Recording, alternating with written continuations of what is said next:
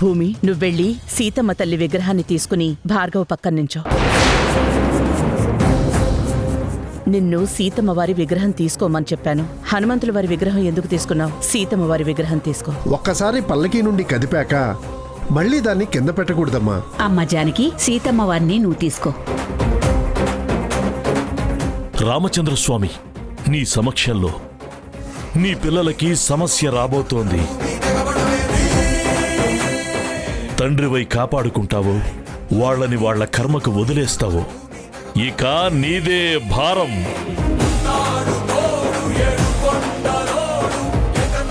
జానకి పరిణయం సోమవారం నుంచి శనివారం వరకు సాయంత్రం 6 గంటలకు మీ ఈటీవీలో.